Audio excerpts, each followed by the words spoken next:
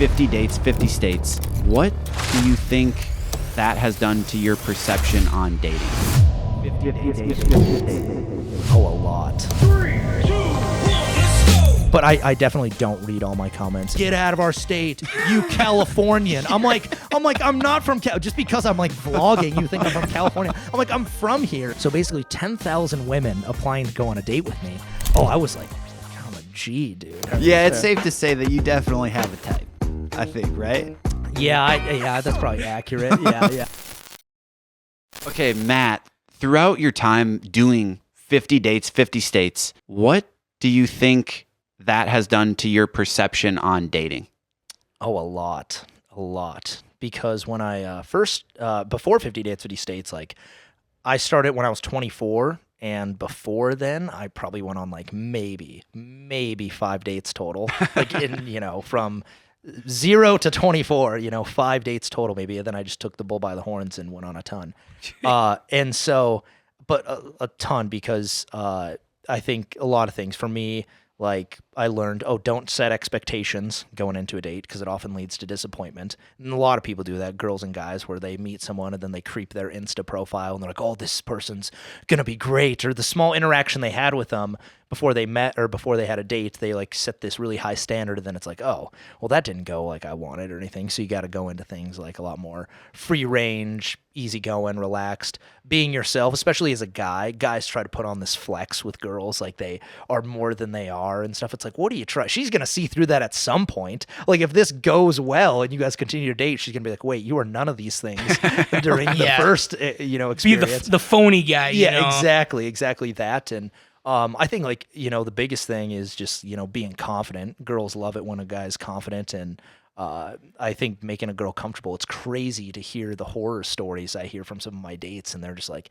yeah, this creepy guy or this thing. And it just like, like turns them off from the whole night. Like they don't want to be there anymore because one sentence a guy says or how he acts or his body language is just like, geez, you dudes need to chill a little bit, and just make sure you make the girl feel comfortable. That's like half to 3/4 the battle is like, they're probably, it's like almost like a job interview.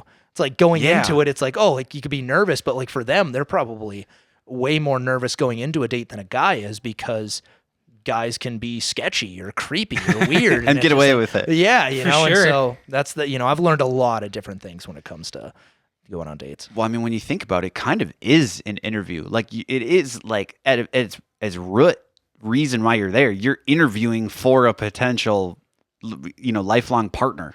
I mean, I'm sure you get this question all the time. Obviously, do you catch feelings for these girls? But deeper than that, do you think that dynamic makes it harder to carry out a friendship with these people long term, or these interactions get strange because they know that this isn't a real thing? Or do you understand what I'm saying? Yeah, 100%. Yeah, I'm picking up what you're putting down.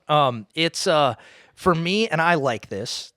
Some people might take this good or bad or positive or negative, but I kind of get a pass as being the 50 dates, 50 states guy. I get to go on a date with a girl and there's not a lot of weight to it.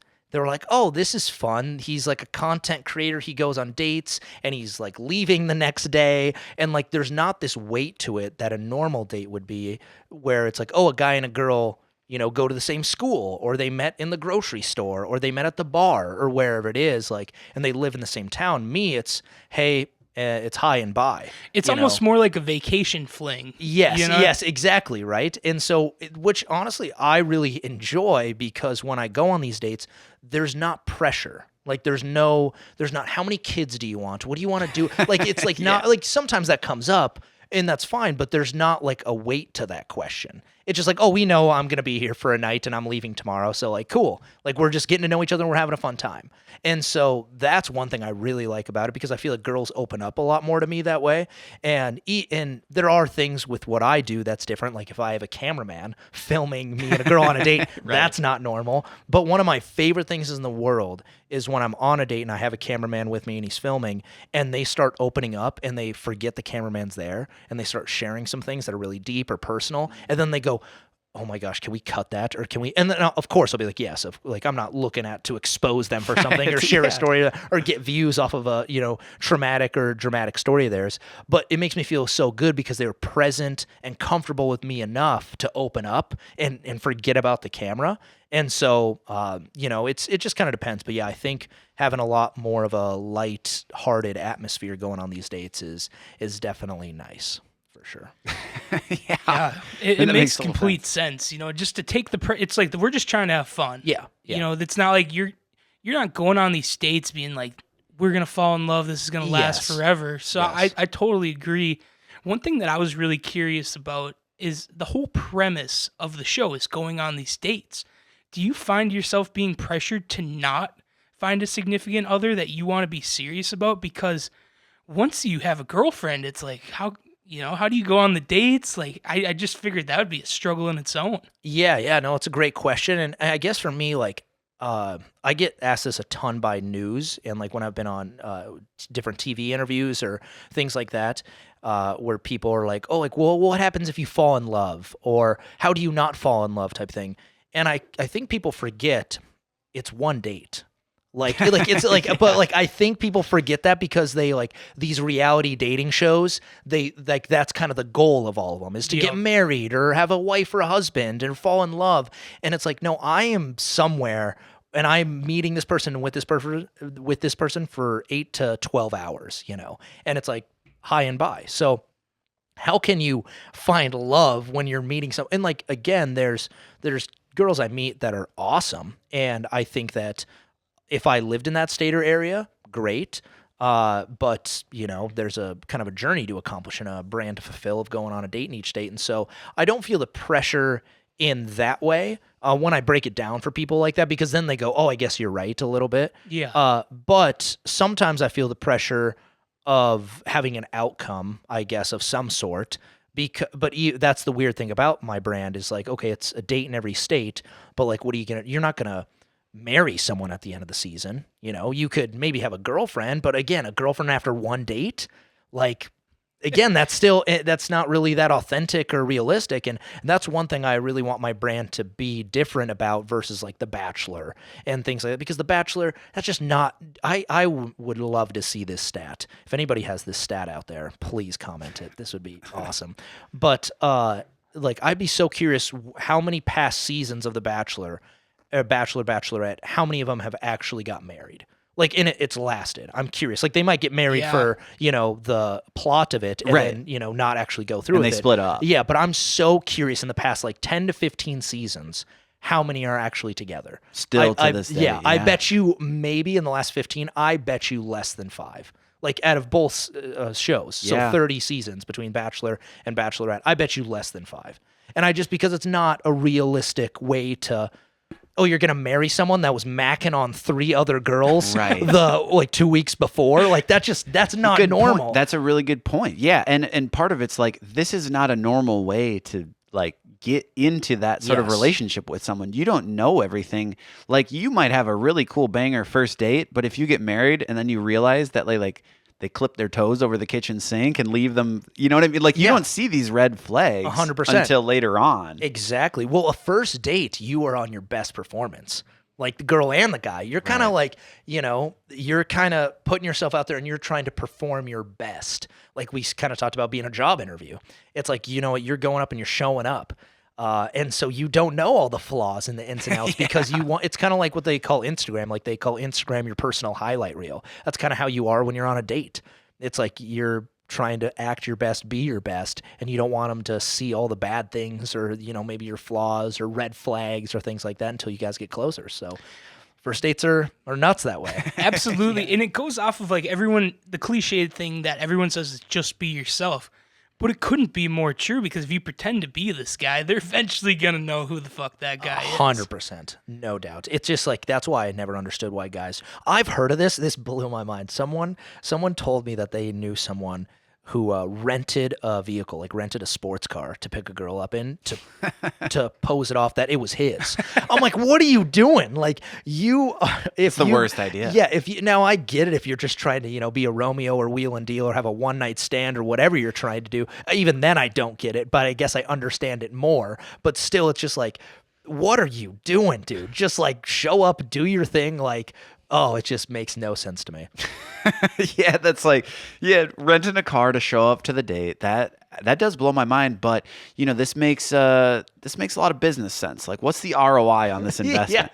Are you getting what you need out of this? Yeah. Maybe if she does stay in the night, is she cooking eggs in the morning? Then damn right, that was worth it. That was worth the $300 an hour for this Lambo. Yeah, that's exactly it. So walk us through the start of 50 Dates, 50 States. Like, you had this idea. You started in what, 2020? Yep, virtual dates, yep. Okay, so virtual dates in 2020. How did you come up with this? You're just like, one day you're like, you know what? I'm going to start going on dates with girls like this.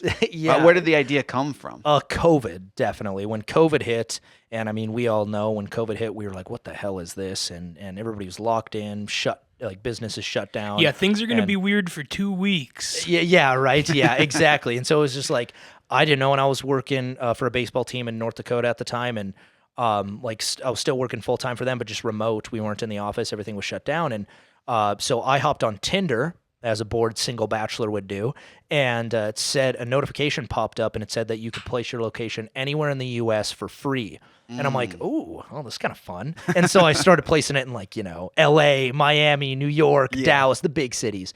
And when I started getting matches with a bunch of these gals, I was like, okay, well, this is cool. But if anything, it was just a confidence booster because I couldn't, take them on dates or do anything. And so I realized Zoom was on the rise. And I'm like, okay, what if I went on a virtual date with a girl in every state? That sounds kind of interesting and a fun pandemic project. And also, I like to entertain. And the world was so negative then. You guys remember, like, COVID everything you saw on media or news, COVID death rates, where it was spreading, things started getting really political, and it's just like, oh my gosh, like, how can I turn people's attention away from that maybe and do something a lot more lighthearted and entertaining? And so I started going on a virtual date with a girl in every state, and I had no clue what the fuck I was doing. When it came to posting stuff on social media. Like, I had no idea. I just I was recording all my dates on Zoom, and I would just put out little clips on social media. And then all of a sudden it started really gaining attraction. And I'm like, oh shit, like there's something here. And I always knew I thought it was a good idea. And it got great response when I put it out there and kind of announced what I was doing. I got a news interview the next day, after I announced it. And so just a lot of people, I got nothing but positive feedback, and something people were fascinated in. And so that was kind of the origin story of it. Obviously, I can share about how it went with season 1 and season 2, but that was kind of the origin story, just putting out clips, going on dates. I cannot believe, looking back, what I would go on 3 or 4 virtual dates a night. And so it was so funny, boys. It was hilarious. I'd literally sit there and I'd be on a date with a girl, just meeting this girl over the computer from Kansas. And then I'd be like, hey, it's been great, but I actually got to go. I have a date with a girl in Idaho next. And then she'd be like, okay, they knew what was going on. And then just be like, okay. And then I'd hang up, and then I'd jump on the call with Idaho. And then I'd be like, okay, I got to go. I got a date with California. And I did that 3 or 4 dates a night, which is so funny to think about, So that's hilarious. So now was all of season 1 virtual? No, I kind of combined 2 things into one for season 1. All the virtual dates, all the girls I went on virtual dates with, I decided to go meet them all in person. Okay. And so I kind of consider all of that season 1 between the virtual dates and then going to meet them all in person. When I quit my job, hit the road, visit them all in person. And then season 2, completely new dates. This time girls applied. And then I got a new vehicle, cameraman, management team, editor, things like that, and really took it to a new level. Dude, what is that process like when, especially someone like you said yourself, you only had 5 dates leading up to it. When you're looking for applications and there's just thousands of them rolling in, that had to be a little bit of an ego boost. I can only assume. Dude, it was so funny. Season 2, because season 1, how I got all my dates was through Tinder during the pandemic, was, placing my location, all these spots. And then I started meeting some girls through social media when it started rolling a little bit. So between social media and Tinder was how I met my date season 1. But season 2, like you mentioned, when I had girls apply and then the date applications, and we had over 10,000 applications in less than 2 months. So basically 10,000 women applying to go on a date with me. Oh, I was like, I'm a G, dude. I'm like, oh yeah. It made me feel so cool and so good. You know, I was like, this is awesome, right? And it was so much less stressful that way, where I just had to like go through applications. And it was so funny because I'd catch myself sometimes complaining. I'd be like, oh my gosh, I've spent 3 hours going through like Alabama's applications. And then I'd stop and I'd be like, all right, Matt, you need to shut the fuck up. I'm like, I am literally shuffling through women that I get to choose to go on a date with in each state.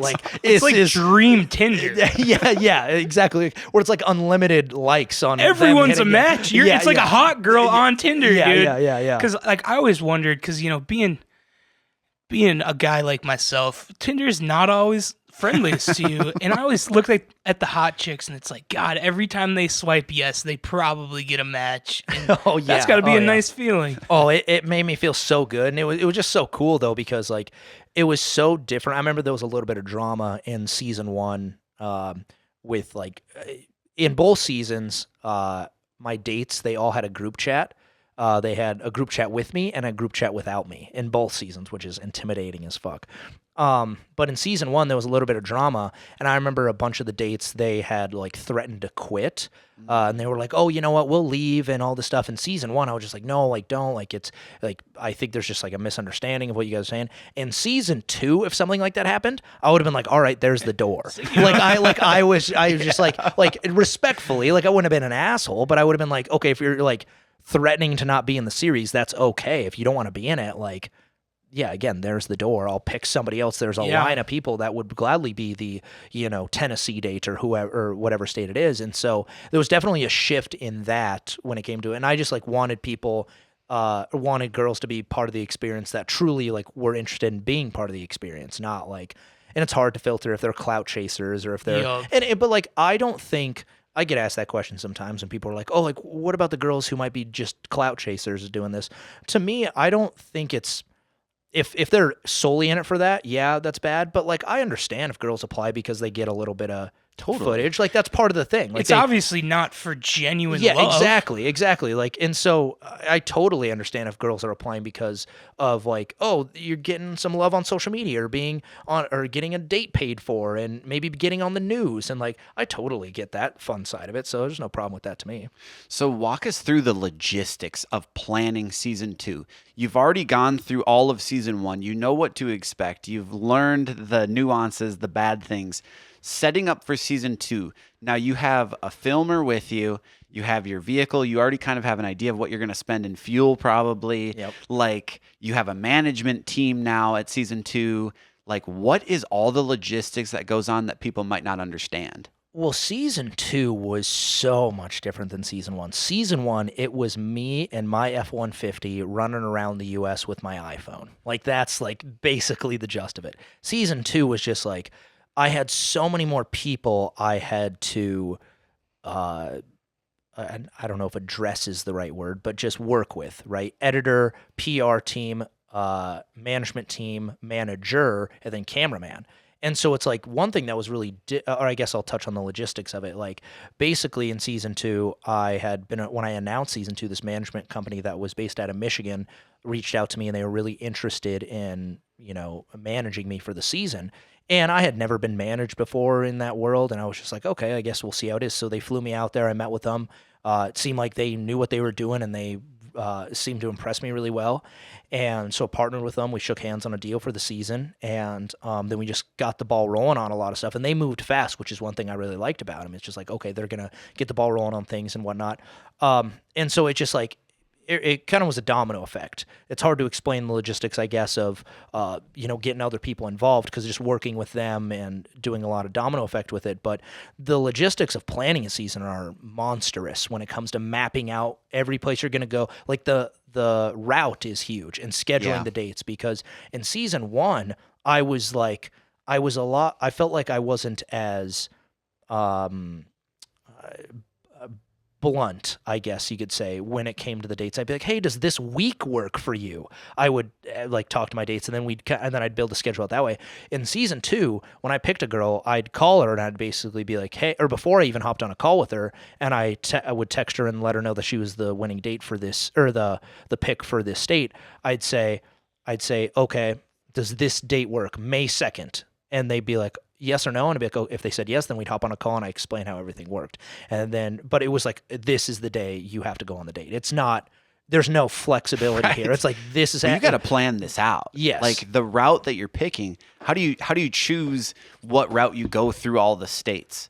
Like, is there a most efficient way to travel? I mean, it probably depends person by person, but just obviously trying to map it out the most efficient on a road trip, kind of vibe. Like, you don't want to be going from Texas to New York and then California. Like, you want to just like, oh, maybe you're going to go up the East Coast and then down south and then up and down through the Midwest and some flyover states and whatnot. Like, so just kind of mapping it out that way. But that's one of the biggest monsters, is just like mapping all that out, getting the dates set in terms of the timing, and then the girls for each state, and then planning what we're going to do in each state. And then, also just like letting businesses know that we might be coming into film and all that. Like, there's just so many things to do in that regard. So a lot of moving parts to the season for sure. When you're doing the dates, have you ever had other businesses or people be weird about you filming out in public? Because I'm sure it's got to be awkward when you got your phone out. And yeah. Well, what's crazy is one thing I learned in season 2 when I had a cameraman is when they're following me and a girl around. First off, side note, a camera person is great marketing, phenomenal marketing, because if we walk into a bar or a restaurant and a camera is following us and 90% of the people in there don't know who we are, everybody knows by the time we leave, because they're just like, what is that? What are they filming? What's going on? And then it just spreads like a brush fire. And so a cameraman is great marketing in terms of just where you're going, what you're doing, people asking what you're filming.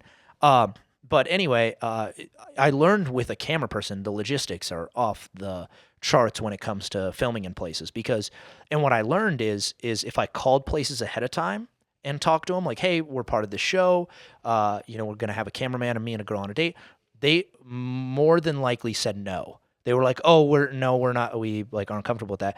Really? Yeah, because when I say, oh, I have a camera, like they are thinking so much different in their head. They're like, oh my gosh, is he going to have a bunch of camera people, microphones? Like, they're thinking this is going to be this huge production and it's going to disrupt the guests or their atmosphere. And so what worked a lot better is if we just showed up. And I was just like, hey, like, this is how it works. Like, or, hey, is it okay if he films us? We're just doing this. They were like, oh, yeah. Like, because they saw it was just me, my date, and one camera person. And I like to think I'm an approachable person. And so I was always very friendly with people. And so, like, that was a lot easier going into places versus trying to be efficient, you would think. Oh, totally. Ahead of time. And that didn't work out. So, yeah, that was on the camera side. When it comes to the phone side, like, it just depends. Now I'm fine with it. Sometimes like I'll cringe myself out if I like am with a date. She wants to do like a trend or something, like, sure. And it's like a dancing trend on her phone. We have to set it down, and we're like in a busy mall. I'm like, oh my gosh. I'm like, I just like my heart's pounding. I'm like, oh no, I don't want to do this. But I never want to be that guy that's too cool or anything. And if my date wants to do it, I'll do it because she wants to and stuff. True gentleman. Yeah, but and also if I'm filming something, to be honest, like, this is my career. So if I'm like documenting something, like, as long as I'm not disrupting people, like, I think it's weird if I'm like, what's up, TikTok, or something like that, But if I'm just like at a bar and grill and I'm with my date and I'm like, all right, I'm here with my date Maya and we're gonna do this challenge where we could see who could drink the fastest Long Island, or we could drink and I set the phone down. Like, to me, that's just like another day in the office. Yeah, totally. I don't get like weirded out or social anxiety from that, and that doesn't bug me at all. But if it's like more of like a dance or something a lot more vibrant for people to see, I'm like, okay, it's totally, especially the trendy ones at the time. Yeah, yes, I would 100%. imagine that's got to be a lot of your own personal growth, is stepping out of your comfort zone with all these different people. Like they have different perceptions of you. They have different perceptions of reality. Like you're constantly stepping out of your comfort zone, especially when you're having to do something like that. Yeah. And I think that just probably makes you a better person in general. You realize you kind of humble yourself, like, oh, okay, I got a little anxiety and you after all, you know? Yeah. No, you definitely are constant. That's a good point. You're definitely constantly pushing your comfort zone doing these things. And it could be anything from putting yourself out there in a social atmosphere, filming yourself in public, doing things on a date that you're not comfortable with. Like I'm not a big roller coaster guy, and I've had to go on dates at like theme parks where they love roller coasters, and I'm like, do it. You got to do it, you know? Or like I'm not a big plane guy. And ironically, the gal I went on a date with in Minnesota season 2, she was a little pilot at the aviation college in Mankato. And so she took me out in a plane and like watched the sunset. I missed that one, dude. That's badass. It was awesome. She took me out to watch the sunset over Minneapolis. Like it was beautiful. Dang. But like I'm like, oh my gosh. Like I just, in this little plane with a girl I just met. Who knows if she's a good pilot or not? I don't know. But I'm just like, oh, this is stressing me out. But I'm pushing my car. And then her and her cameraman, screw them to this day. They teamed up and they planned this little prank on me because they know I didn't like flying. And she stalled the engine. And so so the plane went, and I like lost my mind. I'm like, and then she like turns it up, and then she did it like 3 times, and I was freaking out. I'm like, you gotta stop! Like I'm gonna lose my mind. But so yeah, constantly pushing the comfort zone, whether it's like on camera, in public, doing a crazy date activity, or like that's fearful of mine or whatever. Just constant things. But that's good for anybody to push your comfort zone. Yeah, Totally, absolutely. Yeah. I want to take it back a little bit to when you first got started during COVID times, because everything was online. You weren't seeing people in person, and all of a sudden you have this notoriety, but everyone's stuck at home. Mm-hmm.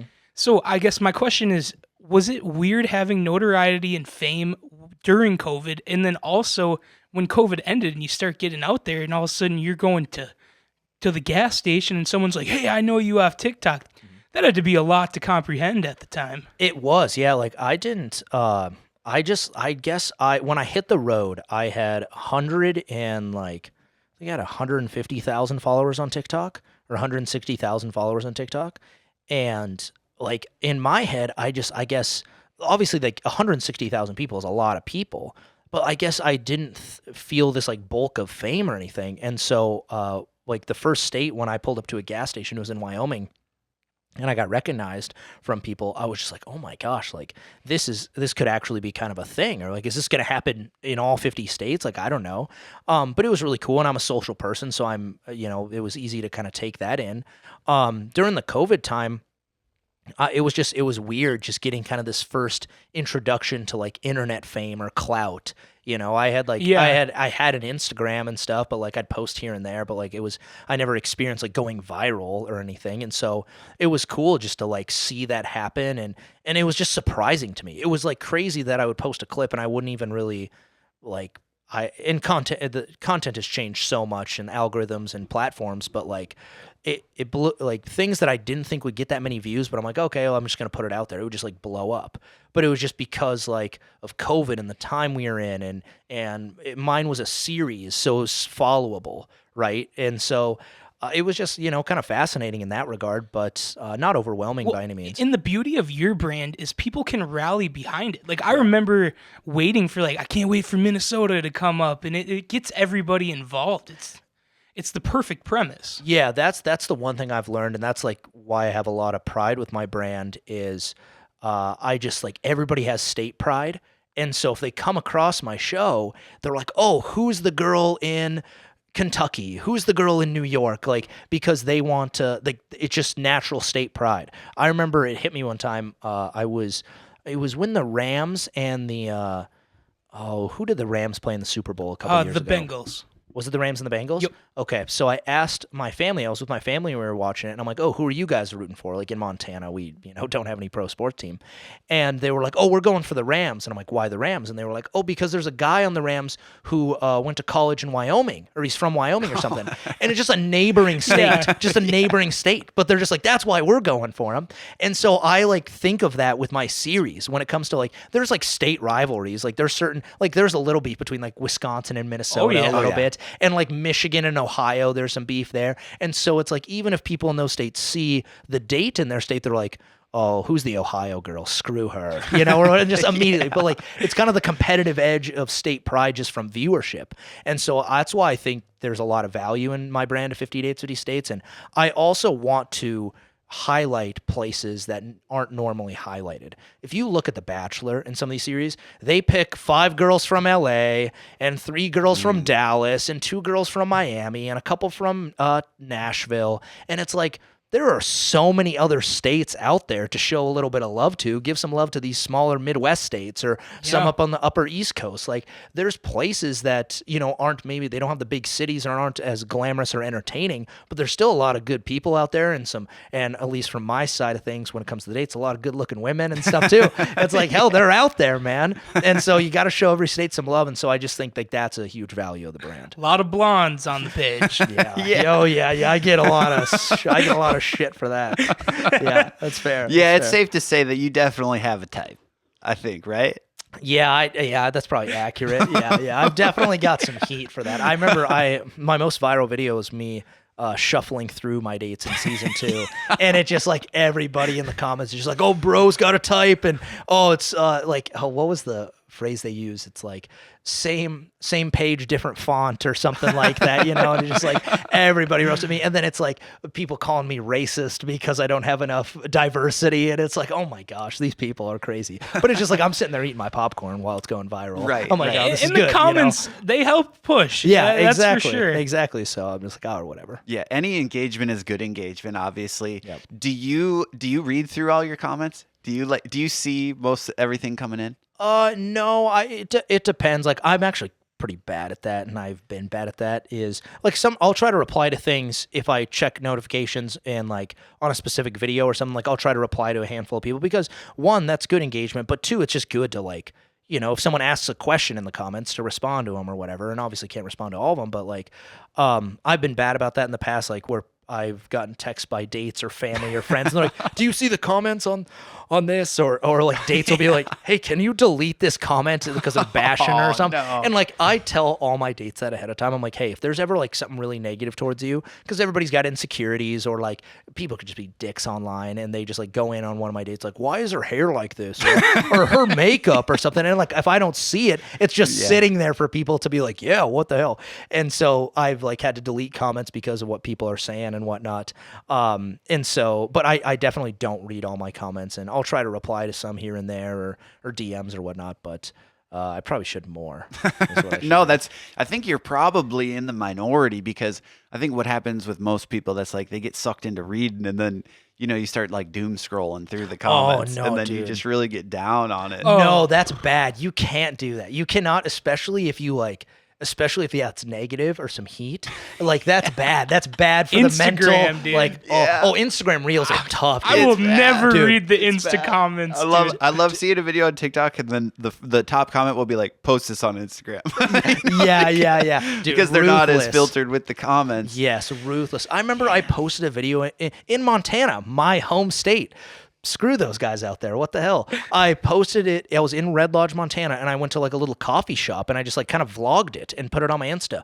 For some reason it caught some good engagement and did good numbers, and it just hit the Montana audience, and all the comments were just like, get out of our state, you Californian. I'm like, I'm not from just because I'm like vlogging, you think I'm from California. I'm like, I'm from here, you ass, but like everybody's just like, get out of our state. This is Montana. Like, and I'm just like, oh my gosh, like just bashing me just because I went to grab a coffee.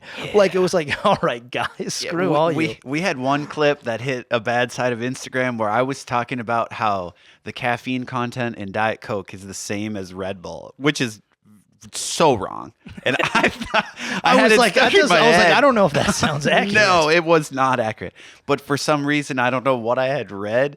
I might have been comparing like a mini Red Bull or something to like a 12-ounce Diet Coke, whatever. So I had fully stood on business and said like, Diet Coke is the same caffeine content. You were just all in. I made it into a clip, and we had posted this, and it had got good traction. But then I'm looking at the comments, and I'm like, oh, like the top comment was like, a simple Google search revealed this is not the case. Yeah, And I'm pretty like, sure oh, we got damn. ratioed on it even, Oh dude. It was no! bad. Oh no! Oh, that's tough. Yeah, That's it was hilarious, embarrassing, but it was funny because it was like, damn, okay. Well, hey, at least there's views, you know? though. Yeah, right. Well, people do that. People do like the rage bait where they like will say something like Yeah. that on purpose, even Yeah. though they knew. Or like one thing people could think of it as like a tipper trick. I've never done it.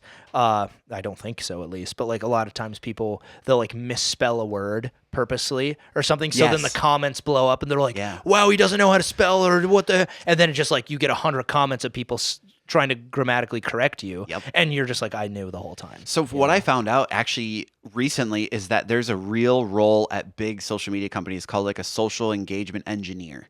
And there's people, this is really big with like parody cooking channels where it's like put 2 eggs in and they'll only crack 1 egg. Oh, You know, like yes, shit like yeah, that yeah. they'll slip in so that it like, breeds more comments. It's like, Yes. that was only 1 egg. Yes, You know? yeah. Stuff like that. Yeah. That's a real role for someone to analyze the script and be like, ooh, we could put something here. That's crazy. That's fascinating. Yeah, it is rageful though. I've seen those cooking ones, and yeah, they're like, all you need is 4 ingredients, and then they put in like 8, and you're like, Yeah. you're so wrong. You're terrible. Yeah. Yeah. Yeah, they got me. They get me every time until I found that out. I'm like, okay, that's smart, but fuck you. Yes, 100%. Don't like that. Those little things. That's one thing that kind of bugs me as a content creator, and like maybe it's just because I've done this so long, like, or I guess for 40 years, 5 years, whatever it is, like.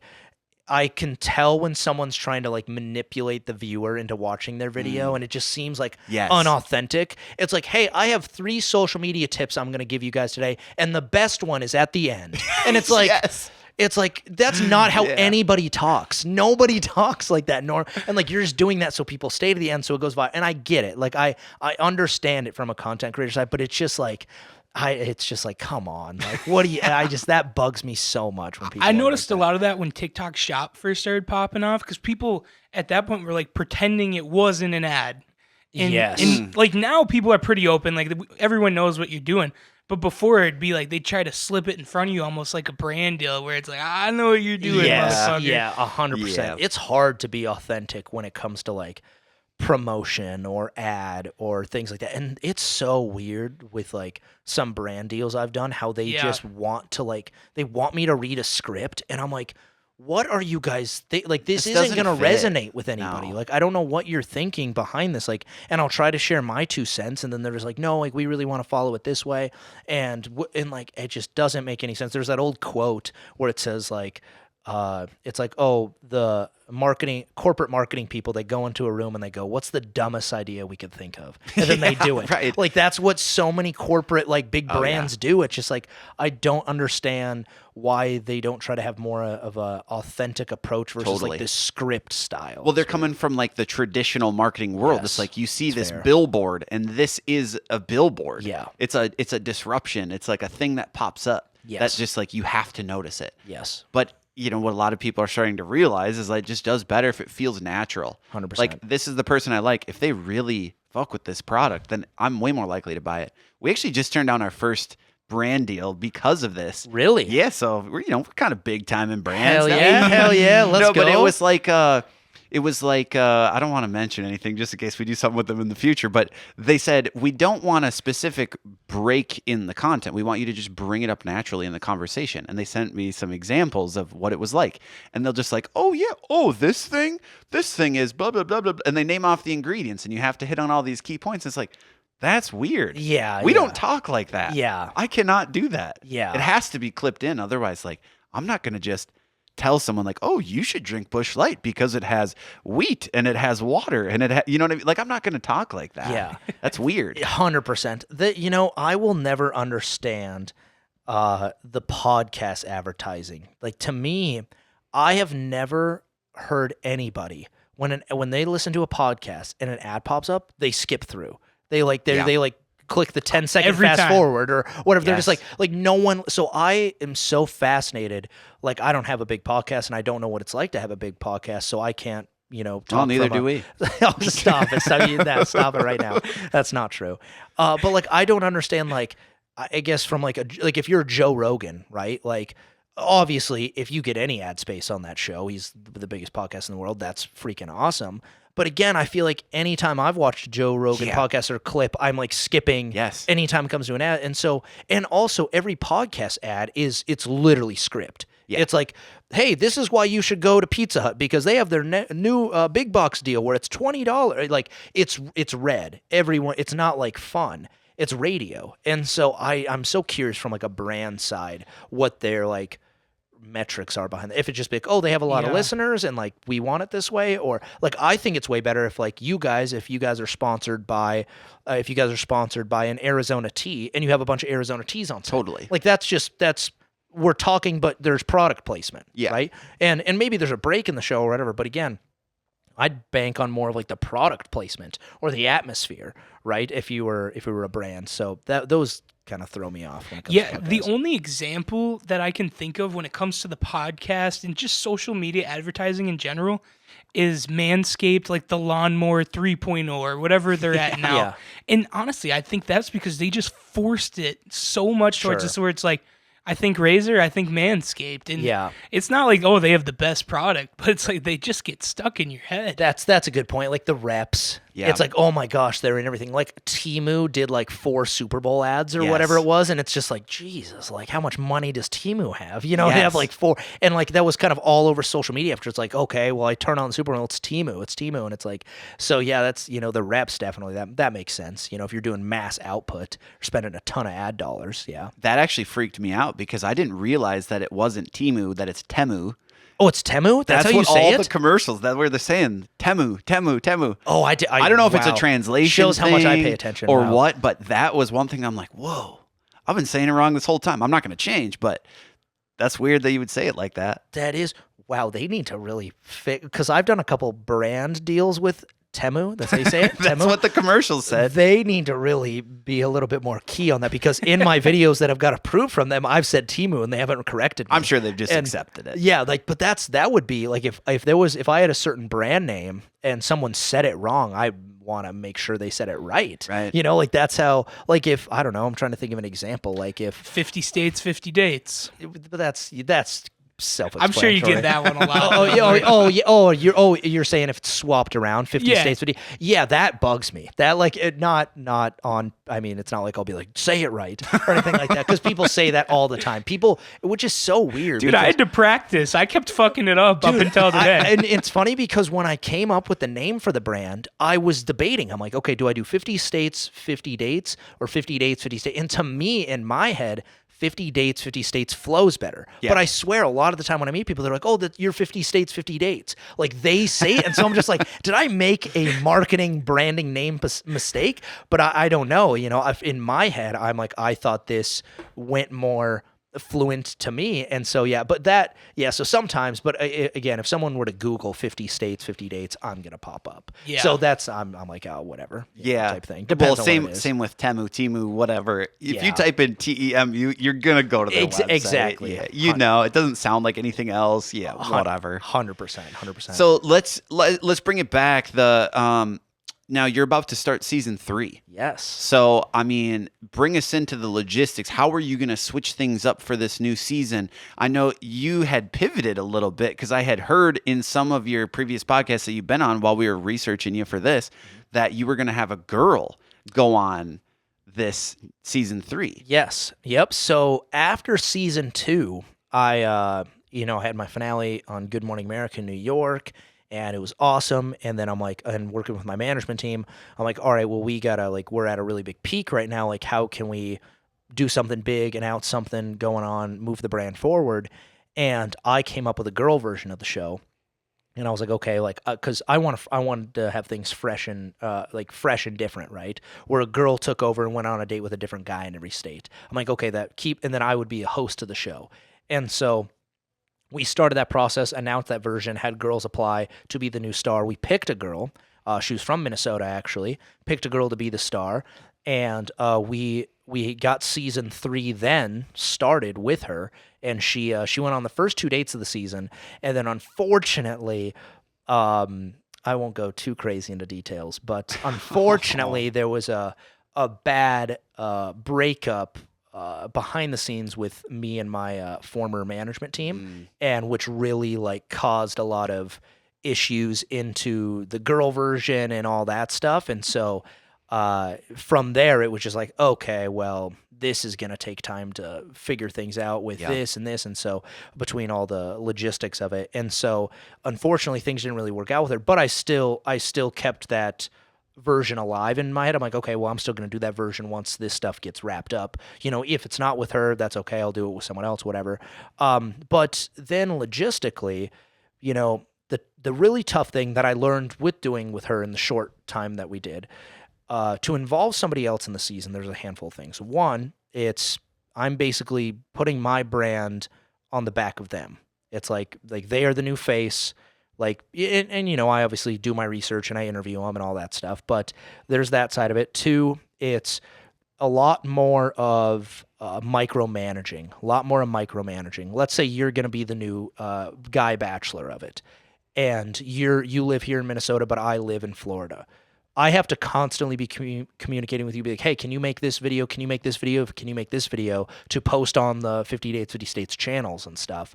And so it's very difficult to try and like micromanage and kind of chase the tail on being like, hey, make this video, do this, like telling them to do these things versus I can just pick up my phone and make a video. Yeah. Right? And I can just do it. And so that's a really difficult thing too. And so with season 3 that I just announced, I'm like, you know what?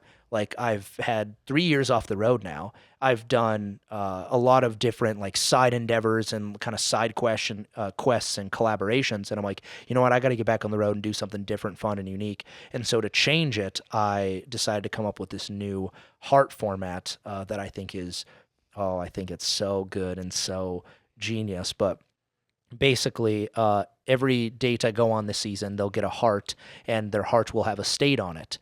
It'll be like kind of this wood red heart, and it'll have their state on it. And at the end of every date I go on, they have to give me their heart, and then I have to decide if I'm going to take it or break it. And I can only keep 5 hearts out of all 50 dates I go on, and then those top 5 will join me for a finale. But I think it's gonna just crush it. I think it's just gonna crush it because it adds this elimination factor, which I've never had. It's like gamifying it. Yes, it's kind of gamifying it a little, and you have to do it right in front of their face. No, thank goodness. God, that as much as that would be good from a viewership side, I'm just like, dude, I can't do that. Devastating. It would be devastating. But from a viewership side, like imagine watching the show and you're watching a girl from Louisiana, and you're like, man, this gal is such a cute gal. She's such a sweetheart. She's so nice. She's showing him a good time. She's enthusiastic, bubbly, and then I break her heart at the end. The viewer's gonna be like, this asshole, what the, like, she was great, what the hell, you know? And then if I keep another girl's heart that's like maybe not as bubbly, they're like, this dude, he's got bad taste. But like it just opens up this door of opinions from everyone. Yes. And like they're just like, oh, how could he keep her heart and break hers? And it just adds this gamifying elimination element that I think will be really, really captivating to an audience. So I'm really excited to introduce that into the new season. Yeah, that's going to be awesome. That's going to be really cool. That's a good idea. So the whole premise is that you can only keep 5 at one time? I can only keep 5 out of all 50 dates I go on. So can you go all 50, not breaking, and then at the end be like, all right, break? No. Like, how are you going to do it? So basically, in like the 5, I got to think as like a very valuable kind of like safe almost. But, let's say I've kept 5 hearts and I still have 20 more dates to go on. I could then start breaking girls' hearts I've previously kept with new dates I go on. So basically, no girl is safe until the end of the 5 hearts that are kept. And then those 5 will join me for a finale, and then I'll pick my winner. But yeah, so that's the fun thing about it is like, even if your heart's kept, like if I keep Idaho's heart in state number 3, her heart could get break by state 25. You just like, you don't know until the very end. So some of them, you're just going to have to be ruthless. Just Yeah. And some, like, it'll be easy, of course, it'll just be like, all right, like, and when I make a video of me breaking, because I'll make videos of me breaking down why I break the heart and everything, or like kind of like a heart ceremony, kind of like a Bachelor with Roses. But I'll just be like, I'll give a recap on our date, how I thought it went, and then I'll basically just be like, or keep it, But the beauty of that too, though, is that the girl will see it for the first time, just like any other viewer. And so like she's not gonna like get a heads up. Like she's gonna see it just like you guys would be able to see it for the first time. So it's like So I love it, dude. Thank you. I'm so jacked about it because I think it's so it really hones in on like state pride and people sharing their opinions on these certain girls, and it adds this elimination element that I think just has lacked in previous seasons. Like I never had. In the previous seasons, I never had an elimination besides my top 5 on Good Morning America, and then I picked my winning date on there. But like at the end, if you go on 50 dates and you're just going on a date in every state and there's nothing, like no outcome to them, it's kind of just like, oh, geez, like that's a lot of dates to go on. And so, I mean, it's a fascinating concept and it's cool to do the things I do, but like I think adding this is like, oh, there's an outcome to each date. Is he going to take their heart or break it? So I think I'm jacked for it. Absolutely. I mean, it adds so much to the show itself. In that, it brings me into one thing that I was wondering, and I'm not looking for any names here, but I'm sure. Have you ever had a date where you're like in the middle of it, like, God, this just fucking sucks? Yes. Oh yeah. Of course. You don't going on 100 dates in 2 seasons. There's definitely a couple of those. But I guess like I always try to power through the best I can. And, you have to be professional. Yeah, but like there are some where it's just like, oh my gosh, like this is going terrible the first couple hours, and I still have 4 or 5 hours with this chick. It's just like, oh my gosh, this is brutal. And that's very few. Like I feel like out of all my dates, I've lucked out and I've had a lot more good apples than bad apples. But yeah, there are some where it feels like it's a grinder. We just don't mesh well, or it's like talking to a brick wall, or things are awkward and. So there's been a couple, but it hasn't been terrible. That's actually really surprising because I would think that it was more 50-50. Really? You see, like, more often now, like, not only I think is it more common to have some social anxiety with someone that you've never met, but also just in general, I think as a culture, we're becoming like more and more introverted and a little bit harder to open up, especially in the context of like you're on like a show when you're doing it, But yeah, I guess that makes sense. Yeah, that makes sense. It's a great point. Like I agree that I think people are getting like more introverted or like less social or a little bit more social anxiety and things like that. But I think a couple things with the dates I go on is one, they have a good understanding of what they're signing up for or what they're doing. So it's like, okay, if there's a camera, if they're going to be on social media, whatever, like they have to be somewhat outgoing. Yeah. So it always surprises me when a girl is a little bit more like, and I totally, like a lot of girls have been shy right away and they've opened up and I totally understand that. But it always throws me off if like that stays the same way all date. I'm like, why did you sign up for this? Like if you're shy or you're awkward, like this is not the right fit. And clearly I picked, the wrong choice in that state or whatever. But so that's always a weird thing. One thing that throws me off is when girls, this happens all the time, when girls act different on camera versus off camera. Yeah. That's always interesting. Where they're almost just kind of checked out when it's off. And Hey. Yeah. Or vice versa, where they're like trying to be they're trying to be liked too much on camera and trying to be perfect on camera. And then off camera, they're their authentic self. And like they're way more relaxed, way more fun, way more easygoing. And I'm like, I like this version of you way more. Like, why aren't you acting like this on camera? But they're afraid to show like their true self or however you want to word it, because they're afraid of being judged by their true personality or whatever it is. And they feel like they have to kind of, I don't know, perform in a way, I guess you could say, in front of the camera or be perfect. And to me, it's just like, no, just like be yourself, do your thing. Totally. So that's always an interesting thing, because a lot of moments on my dates, like once the cameras are off, we'll either go grab like late night drinks or we'll go hang out or whatever. And so then it's like, I get to know them a little bit more on that level. And, and that's always great. I always look forward to that if that's the vibe. So you'll turn the camera off at a certain point and be like, perfect, we got the date. This was great. Now let's go hang out now. Yeah. So it just depends on the date and state. But like a lot of the time it'd be like, okay, the date, like all of our date activities, all the things we had planned are wrapped up, our reservations are done. Like we've done everything that we had on our date itinerary. And then it's like, all right, well, that was awesome. Like, do you want to go like grab drinks or you want to go do this? Or just like, oh, sometimes it's like, okay, well, like, thanks for being part of this. See you later.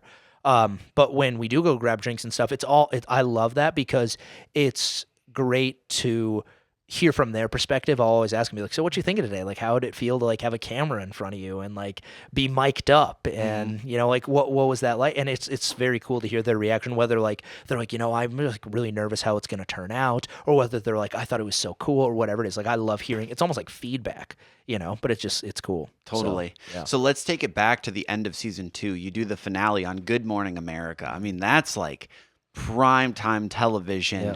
You're the centerpiece of this massive, elaborate entertainment thing that's going on. Like, what is the afterglow like of being on Good Morning America? Dude, that was crazy. Like that was just a situation that I didn't expect, but then they reached out towards the end of my season and they were just like, we'd love to, do some sort of thing with you in a finale. And so I worked with their producers and whatnot and went out there, and it was so cool. Like, they flew me and my 5 dates out there, got us all squared away in like this nice hotel in Manhattan, right downtown New York City. And it's and we got all dressed up. Like, all my dates are looking like dimes. They're all looking dressed up. And then I guess it was my top 4 dates. I'm sorry, my top 4 dates, not my top 5, which was some drama. That was some drama because Good Morning America, shame on you guys. I appreciate you guys, but shame on you. They said, when we were setting everything up beforehand, they said that I could bring my top 5 dates out. And I was like, okay. And like I sent them who I picked for my top 5 and who that was going to be and all that stuff. And they were like, okay, sounds good. You're good to reach out to them and explain these logistics. And I said, are you sure? Like, we're good? They're like, yes. And then and I like triple checked with them, and they're like, okay. So I reach out to all my dates, or my top 5 dates, and I tell them that they're going to be part of it. And then Good Morning America comes back to me like 2 days later, and they're like, hey Matt, actually, like, just talking to our like higher up execs and producers, we're only going to allow you to have your top 3 dates. And I'm like, that's insane. I'm like, I already told 5 of these girls that they're going to be coming to New York City and being on Good Morning America. Like, I was so mad, but I was like, I couldn't be too mad because it's not like I can just like scream at Good Morning America. Like, they were doing, like, I will do anything to be on there. Like, that's a huge thing for the brand. And so I'm just like, but I was just like, I have to stick up for my dates a little. And so I was like, is there anything you guys can do? Like, I already communicated this with 5 of my dates. Like, and they were kind of just like, they were like, oh, just blame it on us. And I'm like, yeah, but this isn't like, I'm like, I was like, I know, still got to eliminate 2. Yeah, I'm like, a lot easier said than done. And I'm like, can you just like please go back to them and explain like that? Like, can we try to make something work? Even if we could have 4 of them out of the 5 or something. And so they went back, and luckily they told me I could have 4 out of the 5, which made it a little less of a blow. But so I had to call, but it kind of made sense with the one that they told me which one I couldn't bring, which was like kind of like, whoa, but it kind of made sense because I had my Hawaii date in my top 5, and logistically with her flight from Hawaii to New York, I mean, it's like and with the time frame, it was kind of tough. So I understood. It would have been great to, pick another girl to be part of it, but it didn't work that way. But yeah, so anyway, had my top 4 out there, and I thought we were just gonna be like in studio, like, a newsroom. I just like, that's what I thought. But then like they just had this whole setup for us in the middle of Times Square, like built for me, and I'm like, this, like, I lost my mind. I'm like, this is crazy. Unbelievable. I'm like, I didn't expect this at all. And like, they didn't tell me that. They were like, oh yeah, we're going to have like a set built, like, but they did. I thought it was all in studio again. And then when we go out, when we each had our dressing rooms, I like pull up to mine and it says like Matt Wurnig on the door. I'm like, oh, this is sick. And then it had my dates. It said like dates of 50 dates of States. And right next to theirs was Serena Williams. I'm like, oh my gosh. I'm like, wow, this is like big time. This is cool. That's so cool. And they're probably looking at you thinking like, oh, you're the one that's comfortable, you've been in these situations, but you're like, holy fuck, what is going on? And this big of an I'm like, this is crazy, right? And so we get out of our dressing rooms and we go out into like the Times Square area, and this was nuts. This was crazy. They had like security blocking people and bike rack fencing, and then all these like paparazzi just like taking flash photos. And like the paparazzi don't know who we are, but I don't know how paparazzi works, just a ton of photographers. Right. And it just like, so I felt like insanely famous. I'm like, but it was just so cool. Yeah. And so we like walk out on set, and then there's all these people. I mean, it's New York City, the most populated city in the US. Like, all these people are surrounding this area around this set and bike rack fencing. And so they're all just staring and filming. And I'm just like, this is so cool. I was like a little kid in a candy store. I was just like so grateful and so appreciative. And, did my, picked my winning date, Cassidy from Illinois. And then they gave us, Good Morning America gave us 2 tickets to a Broadway show, which was really cool. And I'm not like a theater guy and like I don't musicals, but the show we went to was so badass. It was so sick. It was so good. They like integrated like modern music and stuff like we would all know into like the play. And so it was just, and it was a good story. It was like awesome. So we had a really good time there. And so, yeah, that was kind of my Good Morning America experience. And I remember when I flew out of New York, I stayed in New York for about a week because I had a handful of different press that whole week. And I remember when I left, I was in the airport and I was in the airplane and I just started crying, dude, because I was so grateful. Yeah, it was totally. like I was just like, I am so happy that I got to experience that, because in season 1 when I ended, I thought that I would have got that opportunity in season 1. That's what I thought before I hit the road. I'm like, man, I think if I really crush it this season, I'll be able to be on like a big stage and national media. And I never, on season 1, I got on the biggest platform I got on. I was on air with Ryan Seacrest, like his radio show, that's cool. which is badass. That's sick. But like, I guess I just expected to get on a lot more bigger publications and media outlets in season 1. And I didn't. It was a lot more smaller, just news stations, local stuff. And so to end it on this huge stage in season 2, it made me feel like I fucking did it. That's like it so made me cool. feel so good. And I was just so grateful. Happy tears. That's awesome. I can't imagine what that come down has got to feel like. Did you ever have a thought like, what now? Like, was there like a, how am I going to top this feeling? I guess I like had a vision for like my goal and dream to this day is to get 50 Dates, 50 States to be a TV show.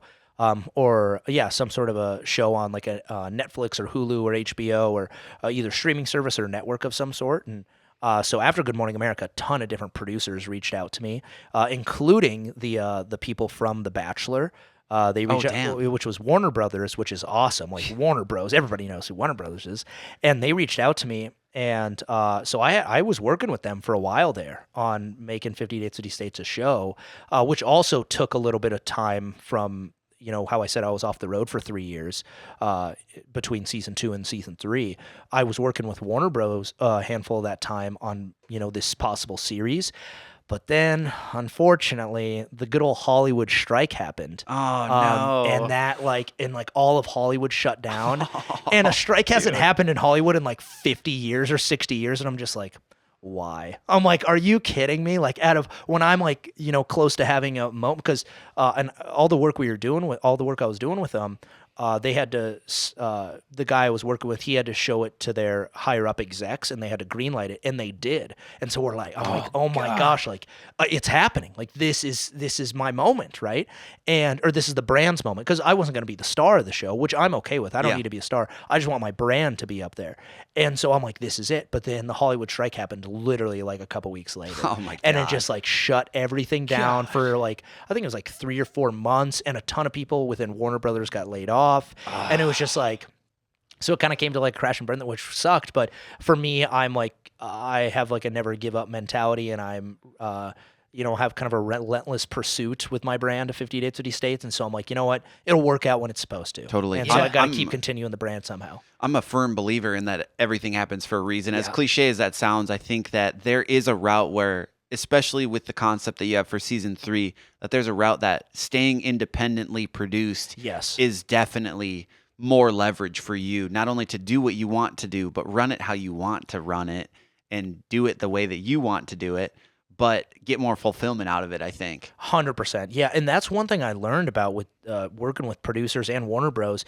Is for people to get TV shows, there's so many things that have to happen, and the stars have to align in so many different areas for people to get shows, with like production and casting and time frames and budgets and agents and all these things. It's just like, holy cow, like there's so much that goes into it. And so for me, it's like, you know what? When it happens, it happens. Like you said, everything happens for a reason, and timing is everything. And so for me, you know, I'm hoping with this new season and this new format, it catches the eye of someone, you know, whether that's a Warner Brothers producer again or somebody else, and they're just like, oh wow, here we go. What is this? We want this to be on Hulu. We want this to be on an Amazon Prime show, whatever it is, And we see a lot of creators getting Amazon Prime deals right now, and just like YouTube channels that are episodic getting more Amazon Prime deals. And I think that's not crazy to think. No, I don't think You're so right either. there. Yeah, I think like there's a concept to it. It's like, I believe in it so much. Before we continue, can I use the restroom? Absolutely. Absolutely. Great time for a bathroom break. Okay. One thing that I did want to ask you, aside from like the fuel cost, what do you think your biggest expense was throughout all of season 1 and season 2? Oh, that's a good question. Because you're constantly spending money, like with all the time. Gas, dates, hotels, food, like, you're constantly spending money on those things. And then plus, if anything, like, just random little things like, pay tolls or like oil changes and things like that. But probably hotels. I'd probably say hotels is probably especially season 2, because it was 2 separate hotels between me and my cameraman. Or 2 separate hotel rooms for me and my cameraman. So that's like double the price there. In season 1, oh my gosh, shout out my New Mexico date, Belle. Love you for this. She worked at Marriott, and she put me down as like her brother, and so I got the friends and family discount. So I was getting $50 Marriott hotels. Oh, that's bad. Which Marriotts are fucking nice, and so I'm getting $50 hotel rooms at places. It's like, that's so amazing. Like that saved me so much money. Wait, you went on a date with your brother? I just saw this video. Yeah, right. Yeah, it was very. It was like a weird kind of a thing, but no, it was so clutch that like, she just happened to work for Marriott, and she offered it. She was just like, hey, like, I know you're gonna be traveling everywhere. Like, I'm more than happy to like put you down as like a family member. Oh, so that's you so get. sick. I'm like, that's so clutch. So yeah, she had to like send me this form every like month, and then I'd have to show that when I checked in, and like, it was so clutch. It was Damn, that's badass. Yeah, but that wasn't the case in season 2. So those hotel rooms, that's hey, Bill. About that deal we had worked out. Right. Yeah. Well, I think she didn't. I don't think she worked at Marriott anymore, or else she probably would have still done it. But yeah. Do you try to cut costs wherever you can, or you just say like, fuck it, it is what it is? I definitely like. It's not like I am just rolling in the dough and I'm like, oh yeah, I could spend it on anything, nothing like that. But like, I don't want to also be like a stingy motherfucker. Like, I don't want to, like, a lot of the things I look at from an experience side, it's like, okay, is this worth the experience? Is this worth it for content? Like, is it worth it for a viewership, for what I'm doing? Is it something that I'd want to do type thing? And so then I'll just kind of be like, screw it, like whatever. And also like, I'm kind of bad with money this way, is I just like, I think, you'll get the money back somehow. It's like, that's how I kind of operate things. Like, I think if you stress about money constantly, or I'm like, oh my God, like people who are so stingy and tight, and it's like, oh no, I can't get this dessert that's $11 at dinner. And I understand if you're like in a tight budget, or like, you have a lot of expenses or kids or whatever it is, like I totally understand that. And I'm not saying everybody should splurge, but for me in my position, what I'm doing, it's like, oh yeah, if there's like this chocolate cake that comes with crazy sparklers in it and it would look good on camera with me and my date, fuck it. Like I would never bat an eye at something like that, or things like that. And so, I'm pretty easygoing with that kind of stuff, but I never like hunt out. I grew up small town kid, Montana. So a nice hotel room to me, somebody else could be like, ew, like right, I'm super easygoing. Yeah. Like I could care less, a lot of the times I'm in certain places. So yeah, it just kind of depends, but I'm definitely not trying to be like a big baller and be like, let's do this crazy thing. Right. Like for example, a lot of my dates have, or not a lot, but a couple of them have wanted to go skydiving, and looking at the skydiving prices in places that's like, Jesus, like I don't want to spend $1,000 for me and you to go skydiving. And like, I'd rather do multiple fun things that added up to like $500, versus, and like, then that's half the price versus just doing one big thing that's a huge, check. And it's like, Jesus, okay, $1,000 to do this. So like, those are things I've steered away from, if it's just like one big thing, that's a lot of money versus doing a lot more things for content. So yeah, it just kind of depends. 100%. No, that makes sense. And when you say you had a different hotel room for you and your filmer, like, is that, why is that? Like, it's not like, in my head, I'm thinking like, if it's the homie, like we're just sleeping in 2 queen beds. Yeah. Worst case Ontario, we're sharing a king bed. Sure. Well, there's a couple reasons. So my cameraman John loved my cameraman. He was, God, how old was he on the road? I think he was like 35 maybe, and he was married and had kids and everything. And his family's used to him being away from home because he was in the military or in the army, and so like, obviously being involved with that. But so like him talking to his wife and kids, it gives him a sense of privacy with FaceTiming them at night, things like that, and him like also on the more of the production side with like charging things and using outlets in the hotel room. Like it would look like this in his hotel room, right? Like in the sense of putting battery packs and charging cameras and all these different things, right? And so just kind of having his own space and domain, and then me having mine and whatnot of like doing what I need to do for work and getting things prepared and making calls and planning things for dates and doing stuff like that. So it was nice on like the work side of things. On the pleasure side of things, on the business and pleasure side, it obviously is nice if a date and I, we had a nightcap and we went to a couple bars after our date or something, and then we respectfully made our way back to the hotel. It was nice to not have. I was wondering that. I didn't want to say, but I was wondering that. Yeah. Okay. It was nice to not have good old John laying there on the bed. It was John, you gotta get out. Yeah, John, please just go to the lobby for a sec. Trying to come back FaceTime his hammered, kids. Yeah, exactly. No, so that John, we're back. Yeah, so that was a nice little thing for privacy and whatnot. But, No, that makes a lot more sense when you kind of spell it out. Like how long for season 2 were you on the road? Was it all at one time? Did you break it into sections? No, it was all at one time. It was from February. My first date was February 21st, I think. February 21st, and then ended.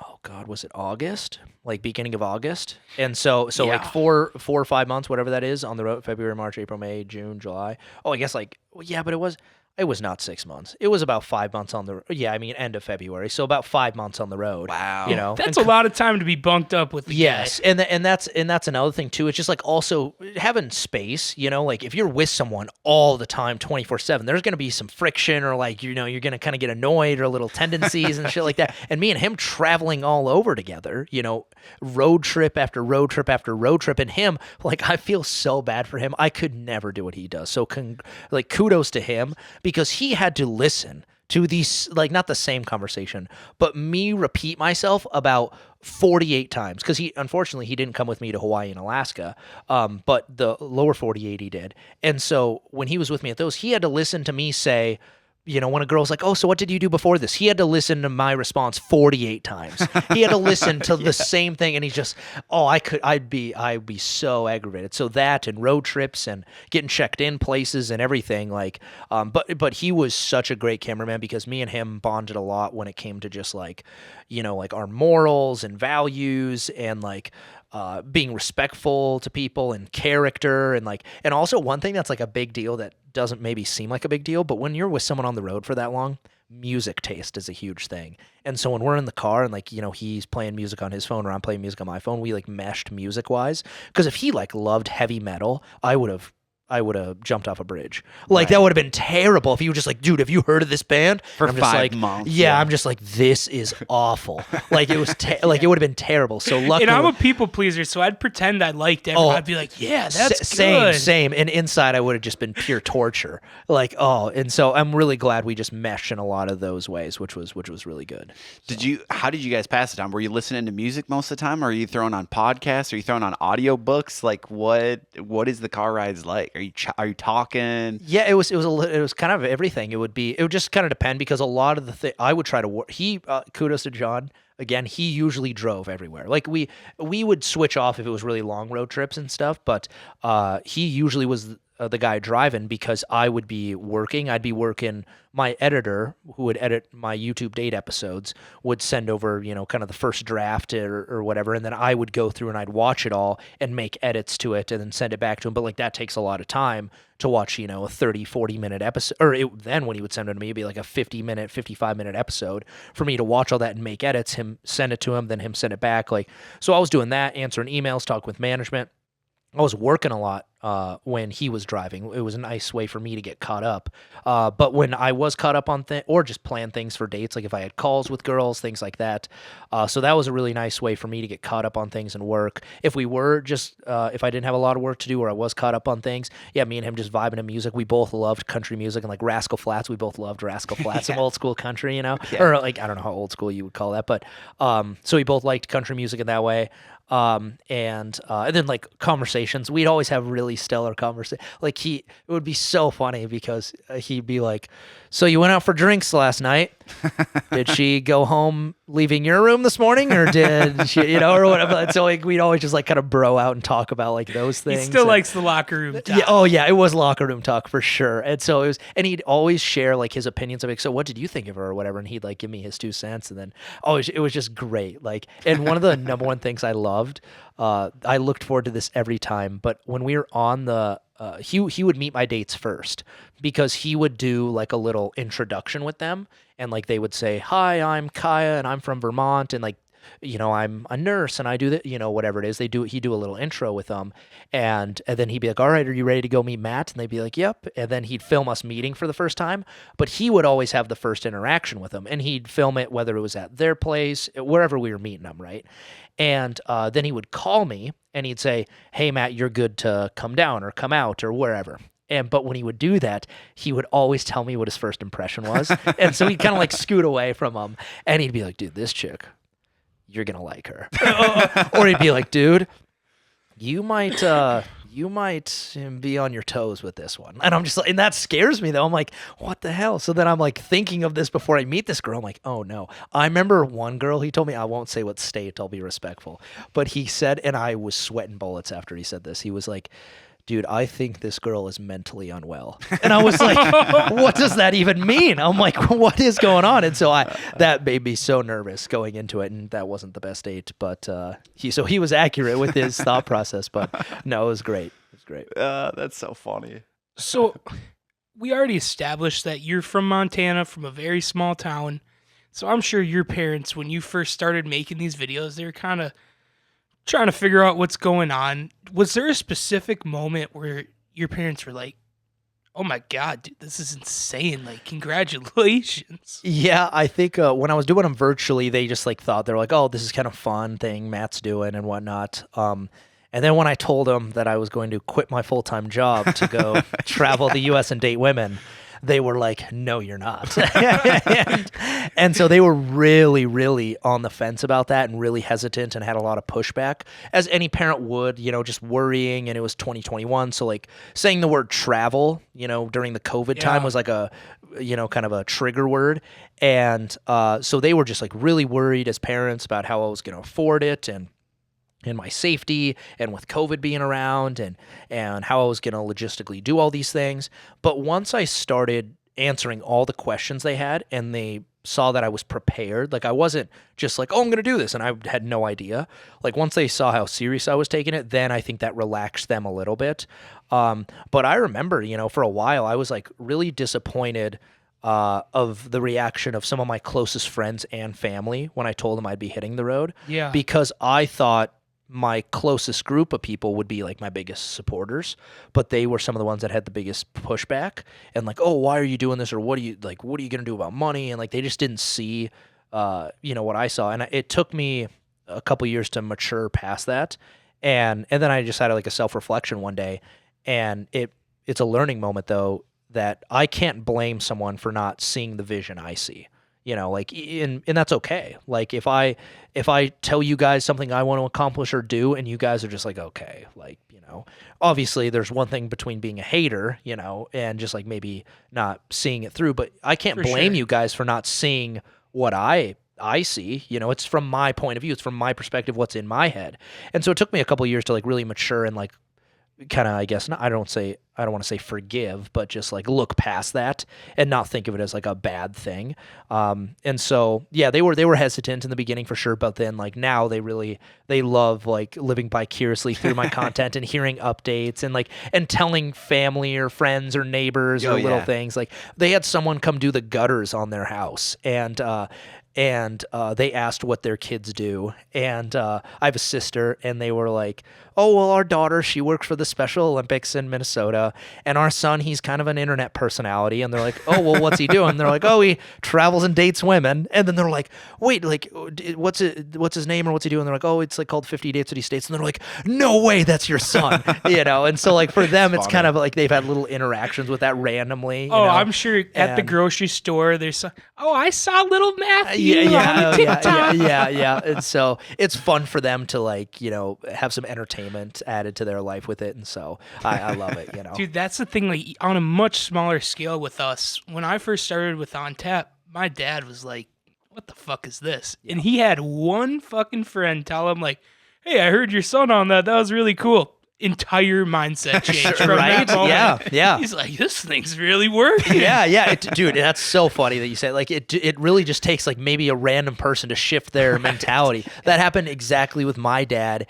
Because my dad's, you know, old time farmer, like 70 years old. He does not know, like he still doesn't really know what I do, how it works. But I remember he was in a barber shop one time, and and it was the same barber I would go to in Montana. Me and him went to the same barber, and he was talking with the barber, and the barber Austin. He was like, "Oh, so how's Matt doing?" And my dad was telling him or whatever, and then the guy sitting in the chair there waiting for his haircut, he goes, 50 Dates, 50 States, like, I've heard of that. That's your son? And my dad had the exact same thing like your dad. He like was like, man, this could really be something. Like, he might be onto something here, you know? So it's crazy how people just like another person's opinion can shift that. So, that is hilarious.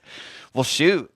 What do you think? Should we wrap this thing up? Yeah, Get you know, Matt out of here? I do have one more thing I want to ask you before we wrap this up. Sure. Because there's a lot of guys, including myself, that haven't been on a lot of dates. We don't know how to plan the perfect date. Do you have advice for guys just looking to take a girl on a special date, make them feel good about themselves? Yeah, you know, I think for me, I think there's a lot of things you got to avoid on a first date, like dinner dates and movies. Like you could mix in a dinner, that's no problem, but do some sort of an activity tied to it. Like I think mini golf or like going to a sporting event is perfect because there's something to take a little bit of pressure off of just a one-on-one conversation. Yeah. And you can like if you're mini golfing, you can, you know, make a fun little bet or have a little bit of friendly competition and talk about that. Or like, you know, banter with that along with having a conversation, right? Or if you're at a sporting event, you could be cheering for someone or doing something while like having a little bit of small talk here and there. And so I think doing things to get it off of just the one-on-one focus is good. I love getting drinks with people, whether that's like, you know, before, or maybe it's just a simple date and that's what you do as the full thing. But like drinks relax people. It really does. Like I've been on plenty of dates with girls where they've taken shots before we go on a date because they just like to calm their nerves about going on the date. And it's just like, I mean, it's everybody reacts differently to going on dates or if they get nervous or anxious and whatnot. But I think for me, what relaxes me about going on dates, and I think I would give this advice to any guy, is just like, we're all people. We are all people, and we're not that different. Like, we really aren't. Like, we all like to enjoy a good meal. We all like to laugh. We all like to smile. We like to listen to a good song, you know, and some people mesh better than others. But I think, like, I don't think there's any reason to get discouraged if something doesn't work on a date either. Like there are a million girls out there that look at me and they're like, ew, gross. But there's also probably a million girls out there that are like, damn, he's good looking. Like, you know, there's so many people in this world. Like you can't, and there's so many fish in the sea. You can't take things to heart. And it's just like, oh, like everybody kind of has their own personal persona. And so, yeah, I just think like making girls comfortable, you know, being yourself, and yeah, just being you, I think is a huge thing. And again, like not trying to just relax when you're on a date. Just, I know it's easier said than done, but yeah, just go into things easy and yeah, do your thing. I love it, dude. Wow. Matt, thank you so much for coming on. And for our listeners, if you're not tuning in for season 3, what the fuck are you doing? Yeah, what the hell? Yeah, like, follow, subscribe, do all the good jazz. You got to pay attention to season 3. We'll tag all his socials in the description, so go follow him. Matt, is there anything you want to plug before we leave out of here? No, I appreciate you boys having me on. It's been good chatting and socializing and talking away, solving the world's problems. You know, right. About dates, love, travel, everything in between. And yeah, if you're listening, go check out season 3. It's gonna be quite the wild ride. It's gonna be a lot of fun. So I'm excited to hit the road. See you later, Matt. Hey, thanks, fellas.